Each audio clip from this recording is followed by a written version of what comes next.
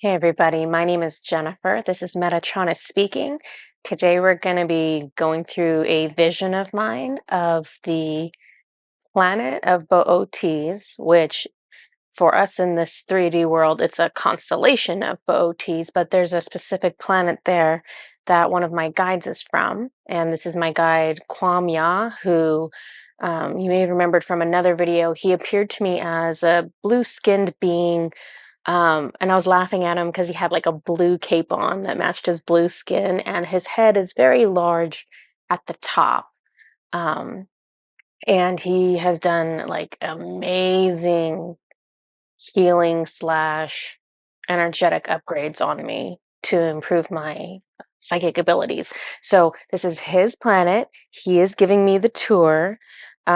He is referencing the proper planet name as Nekkar, Nekkar, which is we've named one of the stars in the Boötes constellation that name, but he's saying no, even though it's Psi Boötes, it's that star that's actually a planet in his seventh dimension. He's saying they call it Nekkar. Anyhow, so let me tell you what I saw there because there was a lot going on that planet. So first, I saw a waterfall and it was surrounded by these big brown rocks. And as the vision pulls back, I can see a forest. And on the edge of that forest was a centaur. It was a male, half human, half horse. Except he wasn't really half human because the top half of him, his skin was blue. And I realized, oh my gosh, he's half horse, half genie. Remember on, gosh, what planet was that? Mintonka, where the mermaids were half fish and half genie, and they had that blue skin, and they had like the dreadlocks and the glowing yellow eyes and all of that.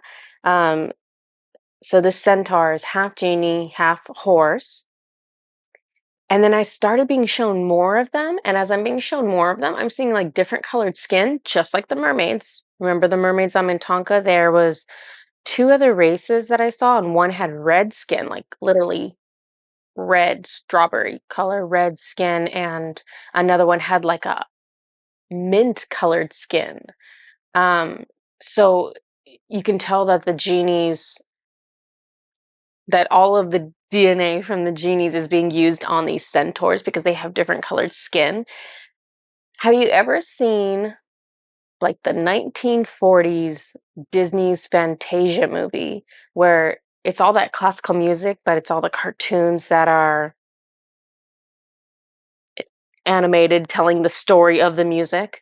And in that, if you've seen it, there's like a very famous scene or song where they're showing centaurs, male and female, with these different colored skin. So it's kind of crazy because somebody was clearly channeling a little because, yeah, these centaurs have different colored skin.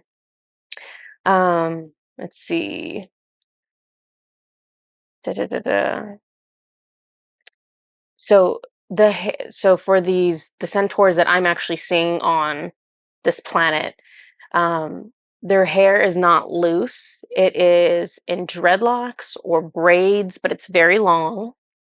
I'm being shown a female with red skin and like a reddish brown hair on the horse part of her. Um, and there are ribbons and small decorations tied up in her braids. Her hair is brown, so this hair is brown, no red in it. She is carrying a spear, and I'm shown that they hunt small animals for food, which is interesting because horses don't eat animals, but I guess genies do. Um, her eyes are so light blue, they are almost white. They glow ever so slightly, just barely, like almost not at all, but I can tell there's like that little hint of the glow that's kind of tipping off the fact that she's half genie. The top of her hands have some hair on them. So it's like from like the wrist maybe to like here, it's like this tuft of hair, which I guess would be not unusual if that hand was actually a hoof, because horses sometimes have that tuft of hair right there. Um, let's see. So Kwam-ya is with me when I'm doing this tour, and he's telling me that I should be channeling her. So I'm like, okay. So I introduce myself and I ask her what her name is. And when she goes to open her mouth to speak, she makes this noise that almost sounds like a donkey braying, right? It's very loud. It kind of startles me, and it's not what I was expecting. Um, so they don't normally communicate verbally. She is, um, I think she was making an effort to do that for me to see kind of more about her species. They don't normally verbalize um, to communicate. They're doing telepathy on that planet. So she was really polite. She kept bowing to me. Like every time I would say something correctly, because I'm writing things down as I'm talking to her. And I'm like, oh, she's, doing this, she's doing that. And every time I was getting it correct, she was like bowing to me to like acknowledge, yep, you're correct, you're correct. She is not able to translate her name into a language. So I ask her if she would like to pick an Earth name to go by. And she does. And so it's funny, the name she picked was Lexia. And so you would think that was Lexia, but she was pronouncing it Leisha. So she walks up to me holding a little flower, and she blows the petals of this flower in my face. And this is what makes the location that we are currently in change. So the vision I'm in changes, except I can't see her and I can't see anything. So she blows this flower in my face basically gently, this like flower petals, and the vision changes so that I can't see at all, and instead I can just hear. And what I hear is drums, like these tribal kind of drums, and it's the best drumming I've ever heard. The closest thing I could compare it to, because remember, I don't know if you, I was about to say remember, but you guys don't really know how I am probably in my personal life. So I don't watch movies, I don't read books, I don't watch TV. Like, I'm a freak of nature. There is very few things that I um, consume in that fashion, which is why it's kind of hilarious that now I'm channeling all these things. Um, but I don't watch regular movies. If I watch a movie, it's a Disney movie. So when I have a reference, it's gonna be a Disney movie typically. So, anyways, if you've ever seen Disney's Moana, they have they have drums. They have songs with drums in that movie, and so those are the drums that I would kind of associate with what I'm hearing. It's very similar type noise. Um, And then it's funny.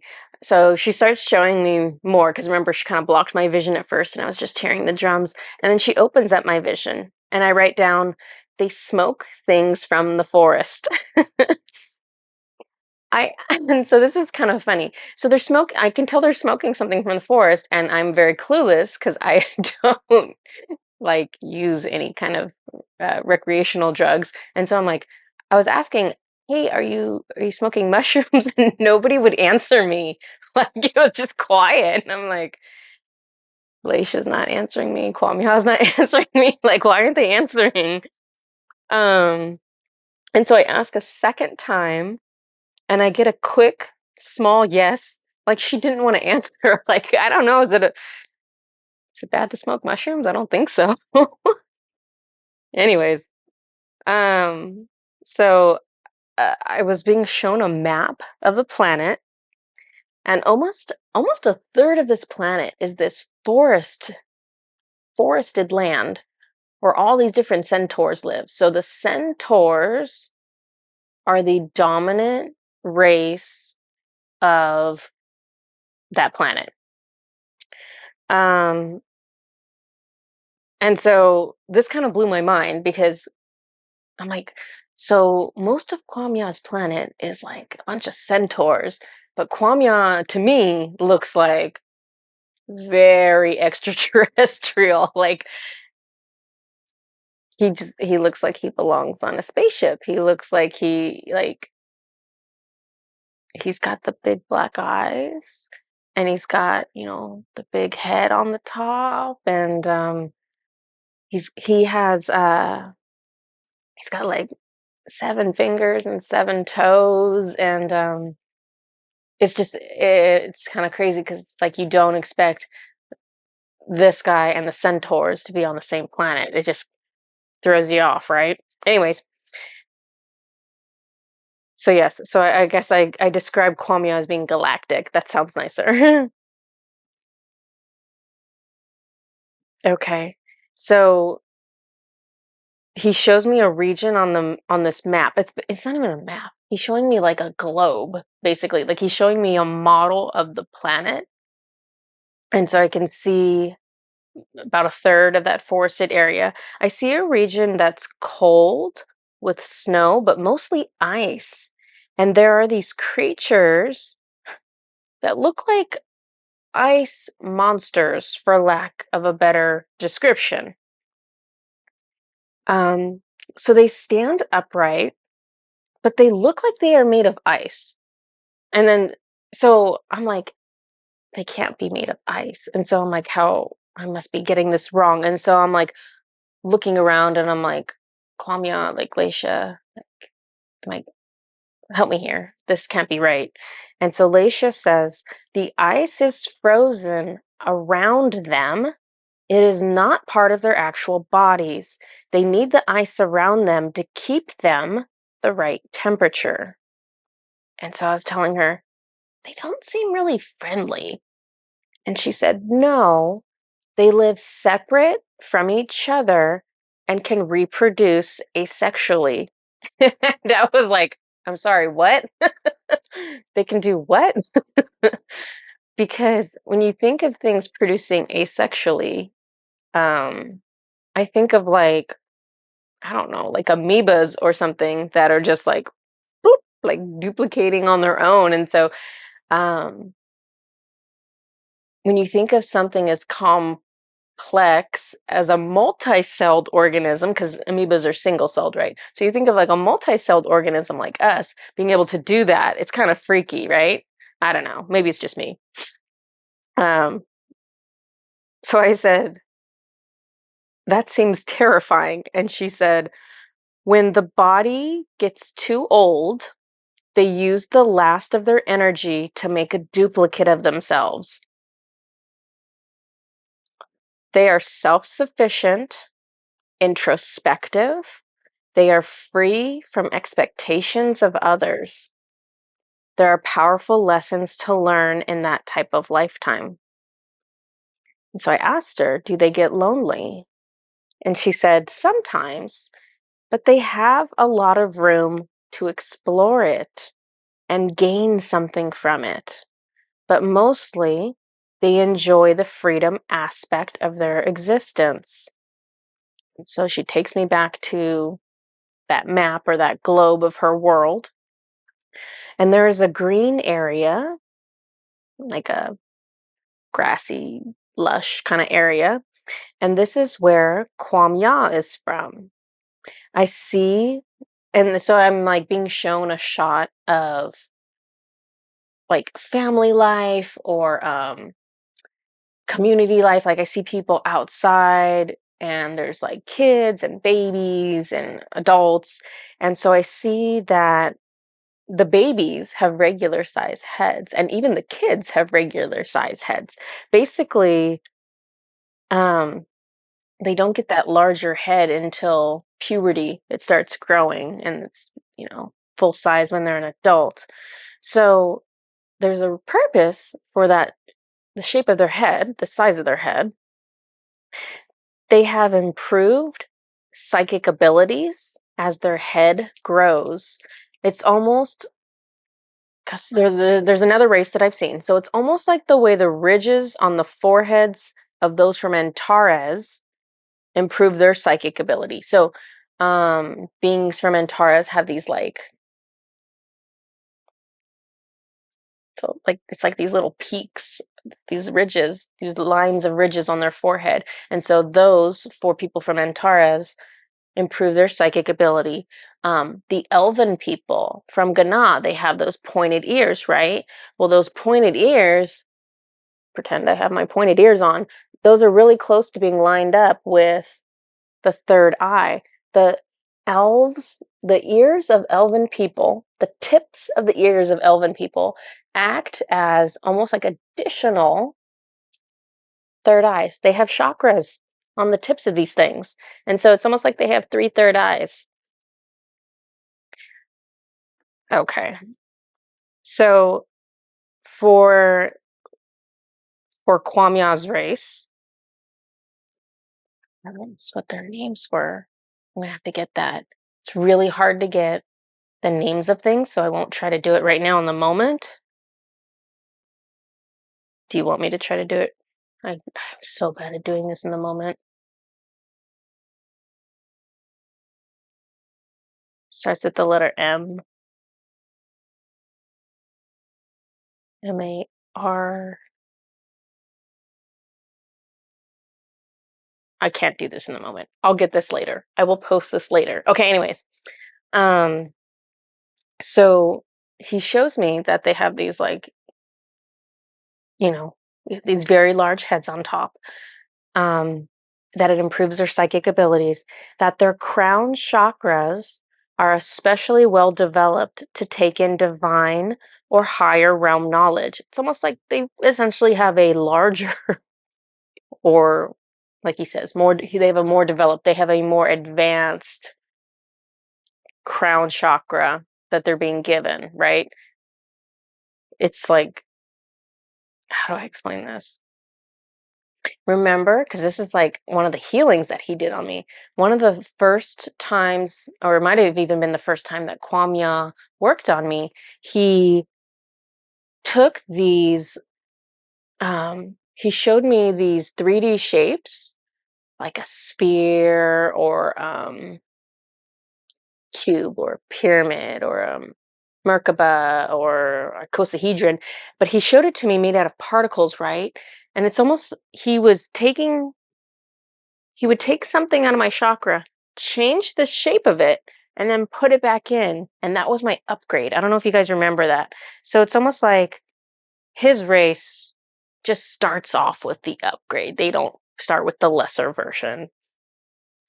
And it from what I can tell, there are many kinds of upgrades. It's not like what he gave me was like the highest level of upgrade. There are lots of upgrades. And they start off with something much higher. They're 70. Of course, they start off with something higher than anything I've seen. Let's see. They have 7 toes on each foot, but you wouldn't know it because they wear some kind of shoe, so you never see their toes. And I realize he has 7 fingers on each hand. His ears are pointed. It's funny because I don't always get to see my guides in extreme detail. Um, I, I'm given different amounts of detail just depending on what the need is, right? And so most of the time, just me being able to recognize him is all the detail I need. So they're like, okay, he's got blue skin, he's tall, he's got a big head on top, he wears blue cape. You can identify him now. You don't need to know all the details. Well, now that I'm trying to get information on his planet, they're putting him like right in front of my face, and I'm like, oh, your ears are pointed. Like, I never took the time to really tune into that because it didn't seem like it was important. Um, his teeth, and it's funny because so he shows me his teeth. He's like, and his teeth all look like, I don't know. You can't see mine. Mine's not that pointed, but his teeth are all pointed. Like they're all like incisor teeth. They're all pointed teeth. Like he eats meat, and And when I saw that at first, I was kind of taken aback because every time you see,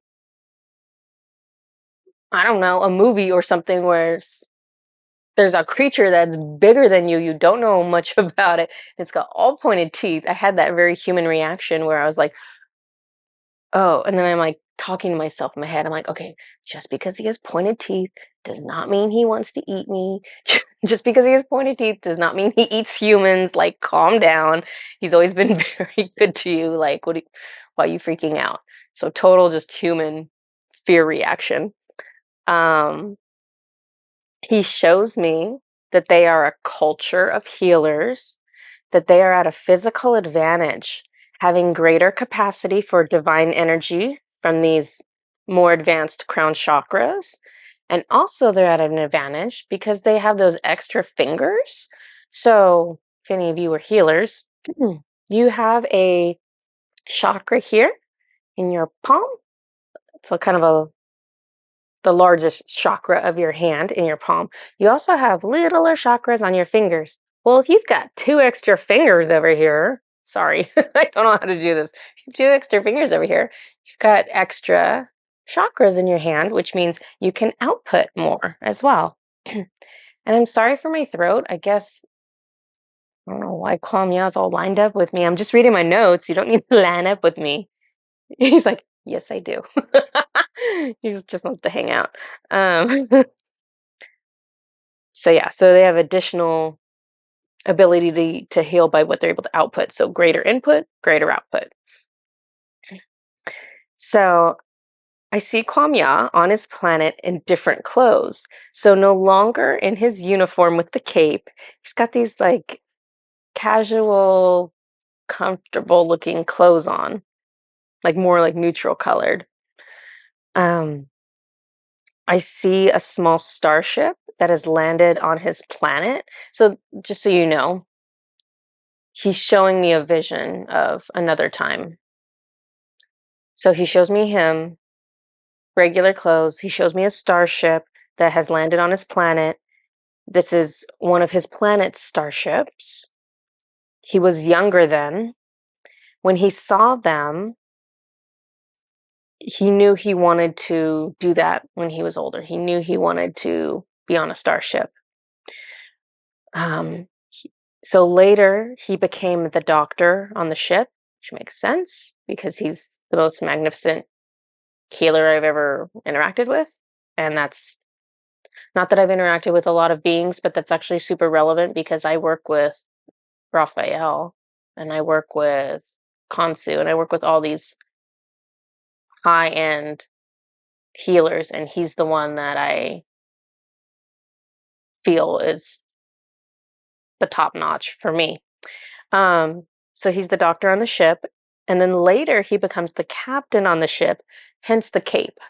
So whenever you see, if you ever have a vision and you see any kind of extraterrestrial and they're wearing a cape, that I used to laugh about it because I'm like, what are you, a superhero? Why do you have a cape on? But the cape is an indicator of the leader of that race, just so that when different races interact, they can identify the leader so they know who they're going to be talking to. Um, so I asked him what their mission was. You know, he's got a starship. He's the captain. Who are you? Like, what's going on? What is the mission? So he tells me they are the equivalent of the Galactic Federation of Light. And so that raised a question for me right away. I'm like, well, why didn't you just join the Galactic Federation of Light? Why would you start your own crew?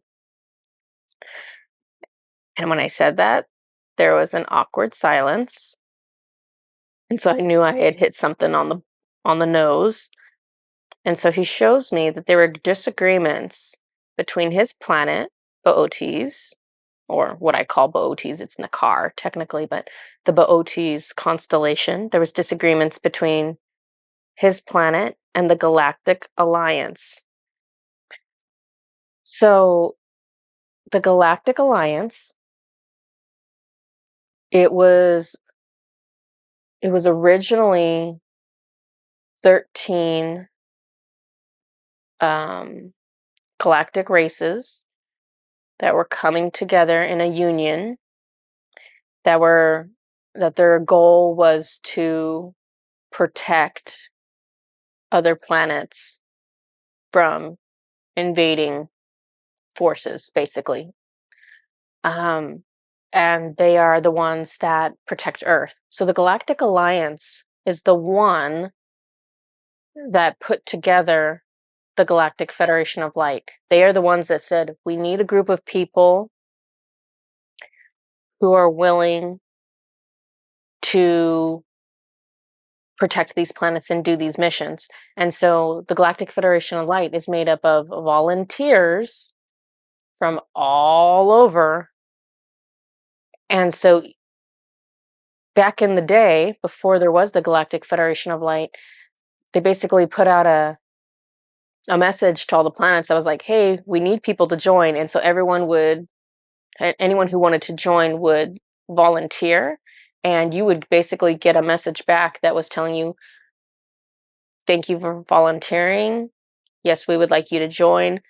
This is the job we want you to do. They would tell you, this is the job. So when Ashtar, Ashtar the elf from Ghana, when Ashtar submitted his interest in the Galactic Federation of Light, they came back and said, yes, will you be our commander? He did not know that when he submitted it. They came back and said, will you be the commander of this ship? And that's how that happened. So everyone's a volunteer who works for the Galactic Federation of Light. So anyways, back to the story. So Boötes, or Nekkar, where Kwamya is from, didn't get along or had disagreements with the Galactic Alliance, who was responsible for creating the Galactic Federation of Light. So this explains why his planet is not part of the Galactic Alliance that supports and protects Earth. So that's kind of a big deal, because we know as humanity, anyone who's part of this alliance, we know we can trust them. We know they are here to support us. We know they have our best interests in mind. When someone has not joined this alliance, it makes you assume that maybe they don't have good things at heart for us, right? So Kwamya's planet is not part of the Galactic Alliance. I have so much respect for the Galactic Alliance. And it started off as 13. Think of this. It started off as 13 different galactic races.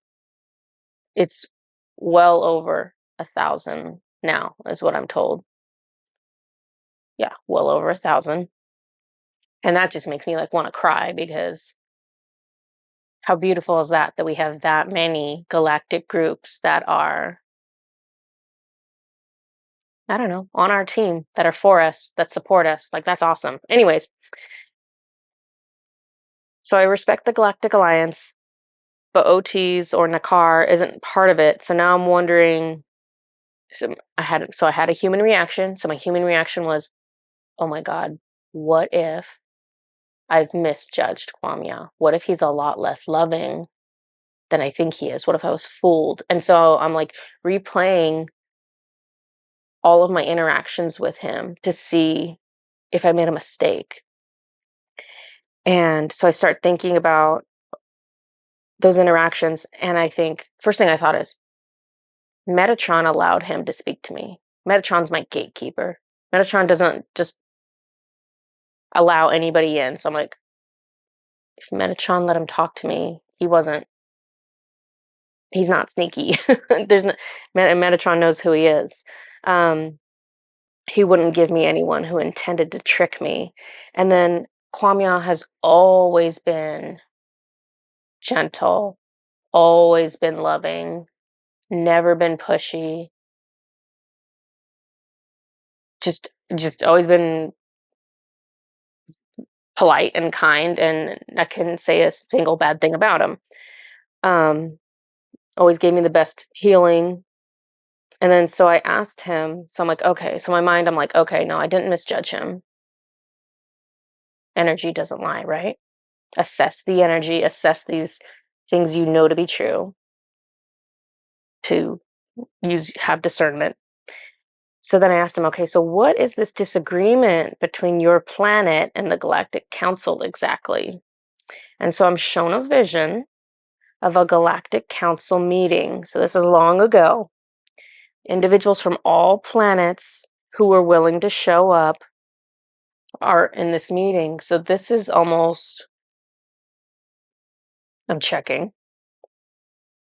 This is the very first meeting. No, this is one of the first meetings. So the alliance had already been established between the 13, but this was another meeting to try to bring on additional planets.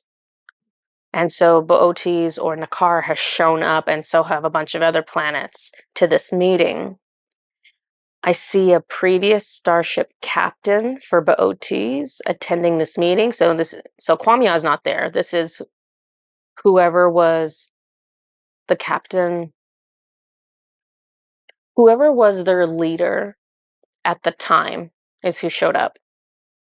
There is a female leader from the Pleiades that is leading the Galactic Council meeting. So let me double check because I have conflicting details. Okay, so I'm being told that I misunderstood earlier. So this was not a meeting to onboard more.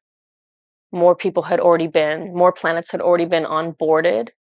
So this is showing me that Boötes or Nekkar was once part of the Galactic Alliance. Okay. Something Boötes wanted to do to assist other planets under attack was rejected. So I can see him say, we need to do this. And I can see the rest of the council being like, no, we can't do that. Boötes was willing to send in troops to fight, but it was turned down. The Pleiadians said the approach must be peaceful. But the peaceful approach meant a lot more lives were lost when they refused to engage in war tactics. Boötes did not agree with the loss of life, so they removed themselves from the Galactic Alliance. So this is tough because what would happen would be the reptilians, the draconians, the cyborgs, whoever would swoop in on these planets and kill people and enslave people and reap all the resources from the planets.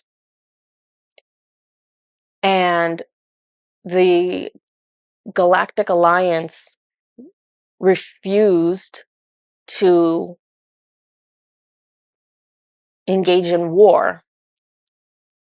So they would send in the Galactic Federation of Light, and they would come in and they would do rescue attempts, and they would come in and save people. But even from because I've seen a lot of lifetimes with people who were part of these wars, and I'll tell you what, these rescue attempts were slow. I hate to say that because I love Ashtar and I love the Galactic Federation of Light and I love the Galactic Alliance, but truth be told, a lot of people died and a lot of people suffered and a lot of people were really traumatized for a long time before there would be a window of opportunity for them to come in and try to save people. And even then, the planets weren't being saved, right? Because they weren't. The Galactic Federation of Light would come in, and the one time that I saw anything, they were putting like spheres around like the bad guys to like restrict them. But they had to do this in like small batches, is kind of the only way I can describe it. But at any rate, there was a big learning process with this, and the bad guys had the advantage, and the bad guys came through and destroyed a whole lot of planets before the Galactic Federation of Light and the Galactic Alliance figured out kind of how to manage it better. And I honestly don't even know if they do know how to manage it better now. And I'm not going to ask Kwam-ya because he obviously doesn't agree with how they manage things. Um, but so his planet's stance was, we need to go in there and we need to fight because people are dying. So it's a lose-lose situation, right? Because either you're, quote, letting people die by not engaging in war, or you're engaging in war, which could kill you, could kill more people there. War is always a lose-lose, right? So Boötes pulls themselves out of the Galactic Alliance. They're like, we don't agree with this. We don't support this. We don't want to take this approach. Like, they felt very passionate about it.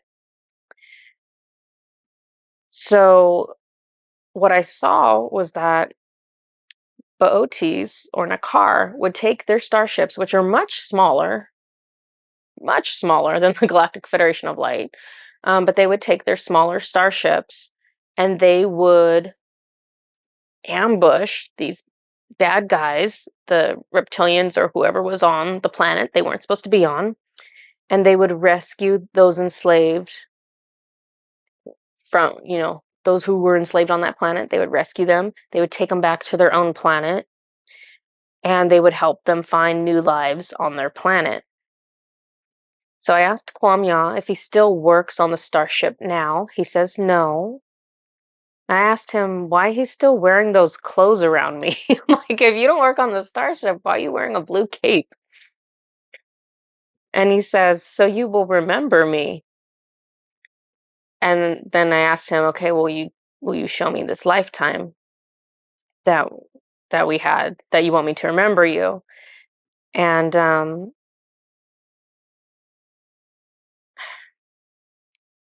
so there's a lesson in this lifetime. So I'll tell you the lifetime because of the lesson. So I see him and I see that we have a physical encounter when we are young adults.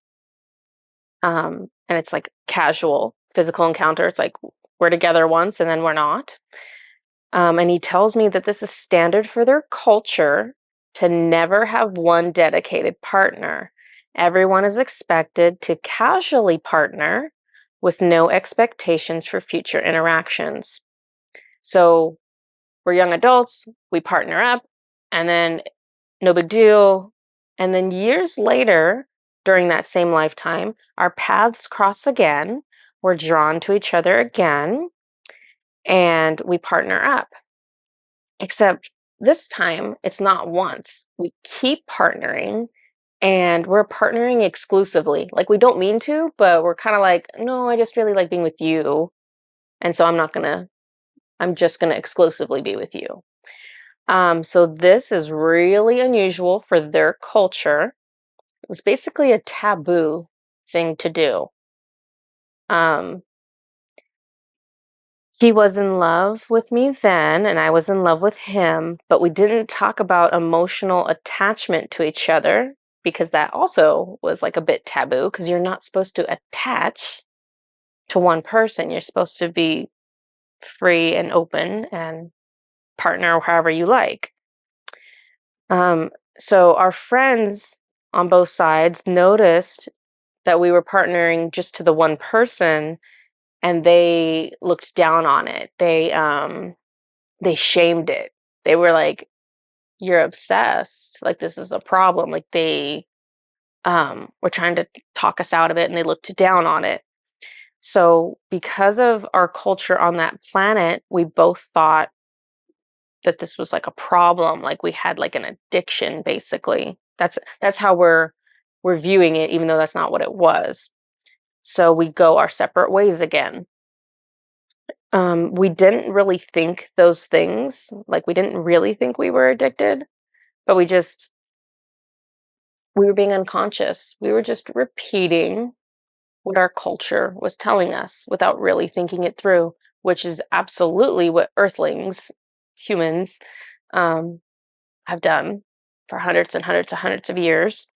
So that's a problem on any planet in any culture, right? Is to just unconsciously repeat and accept whatever is expected and not really think it through and not follow um, your heart and be okay with that. So we were just repeating what others felt about it, and we were scared to push outside the norms of our society. So we were scared to be different. We were scared to have judgment upon us. And so we were like, we love each other, we love being together, but we don't want to be like those people. So we parted ways. I initiated the separation. I was fearful I was getting too attached to him. So then, years later, again, our paths cross. So this time it's on one of those Boötes starships. So he and I, so we see each other, we recognize each other, we're like, oh, hi, okay, you're here. And then we had a chat that was like, hey, this is cool. We can both be on this starship. Let's just be friends. Like, this is no big deal. Like, we just talked it out. And so we were just trying to prevent the previous situation where we believed we were like addicted and obsessed with each other. So we became close friends, enjoying each other's company without anything physical. I can tell that I care about him. Um, and in that lifetime, him being around me again brought up all his feelings for me that he had kind of suppressed earlier. Um, we have our first mission. So we are on this starship to do one of those missions that I described to you already. So we're going to Lyra, however you pronounce it. So it was during the Lyran Wars or the Lyran Wars. Um, and so I get this really brief snapshot of me on the ground. On the ground. I'm out of the starship. I'm on the planet, and we're in the middle of warfare. We have like guns that are being shot, and there are people being killed in front of me, and I wasn't prepared to see that. Like mentally, I just wasn't. We've seen this before in other lifetimes with me, right? I'm like a really horrible soldier, but apparently I still try to do it anyways. So I wasn't prepared to see so many people killed in front of me because I am distracted by those who are dying in front of me. I too am killed during an attempt to rescue the Lyrans. So Kwamya was part of that mission. So he was angry that I was killed. It made him want to fight them more. It hardened his heart a little. So the lesson from this lifetime, I've kind of already gone over it with you guys, but what we were supposed to do, what the soul contract was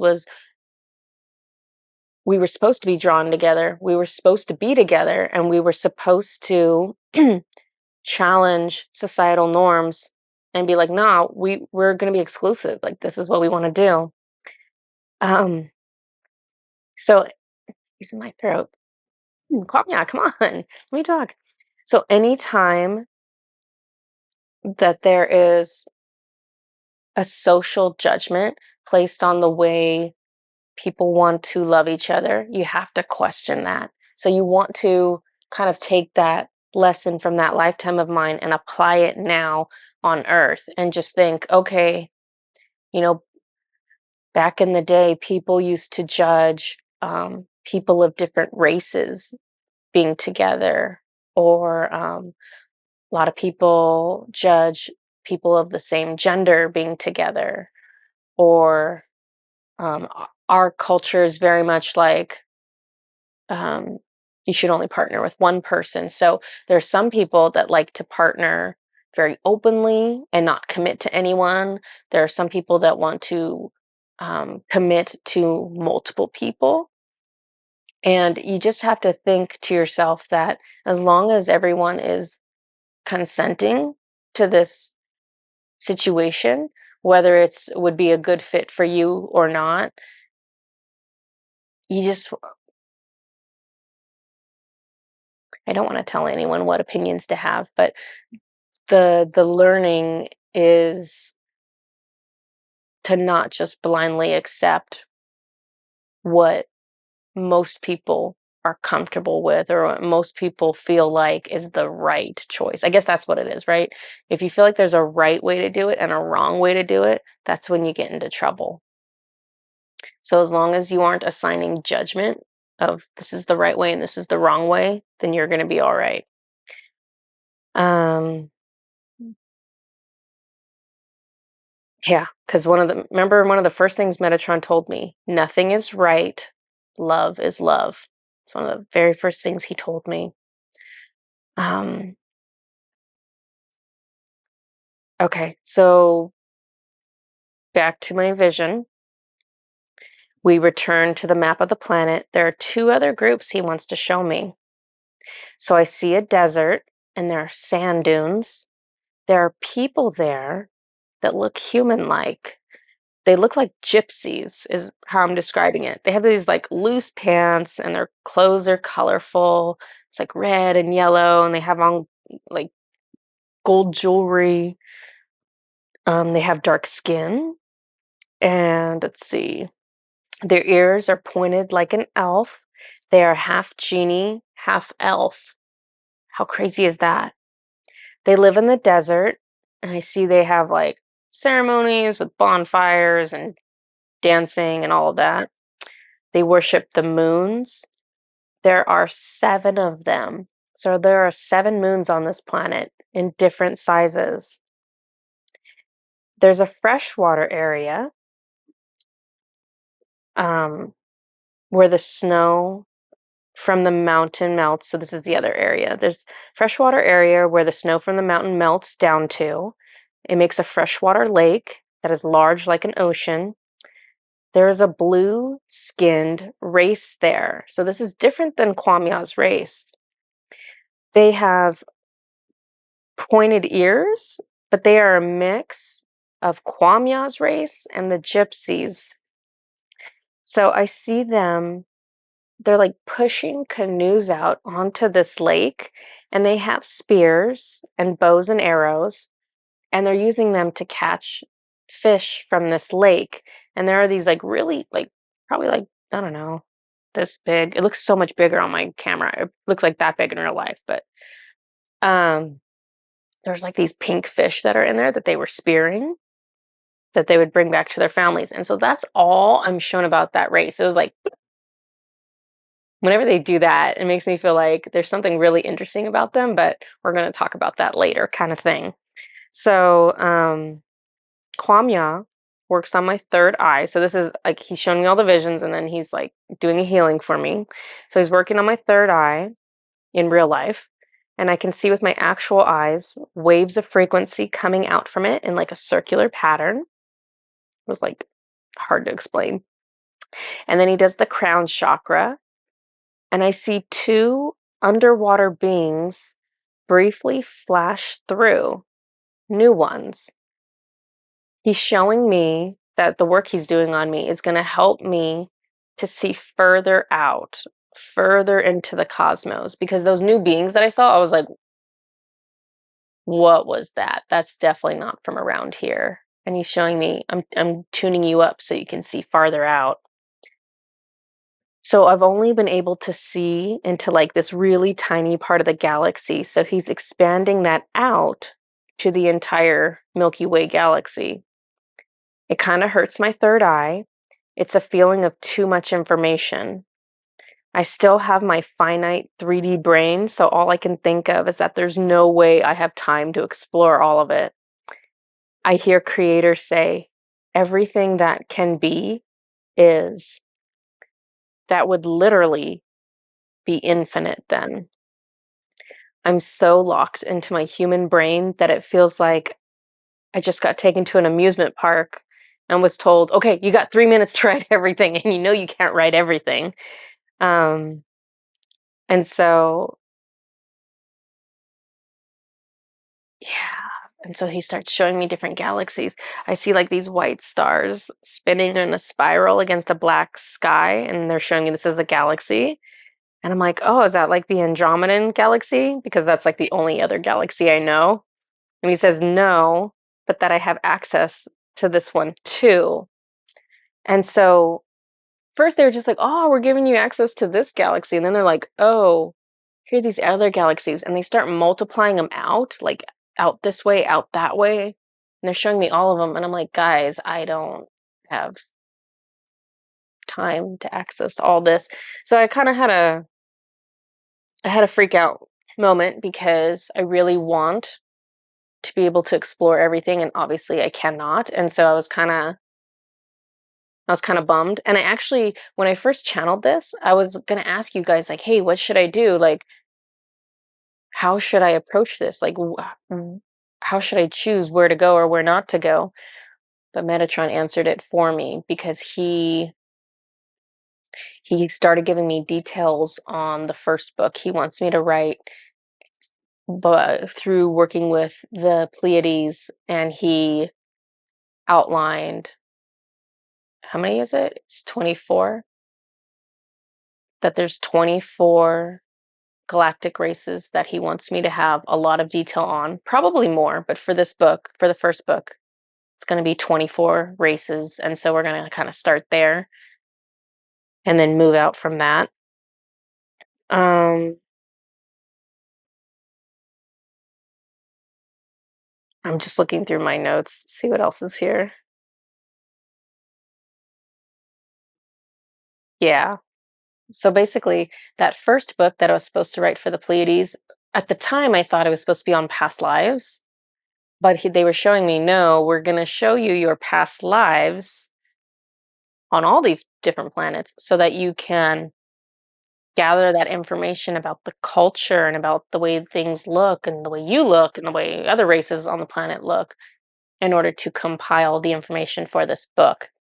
So, anyways, so this has kind of been a longer message, but we got to basically take a little tour of Boötes slash Nekkar, Nekkar, Nekkar.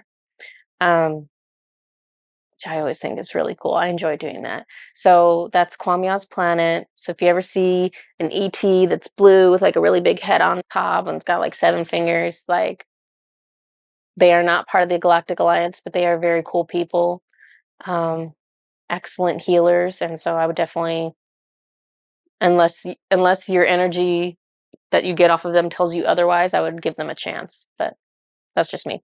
Okay, guys. Until next time, I'll see you later. Bye bye.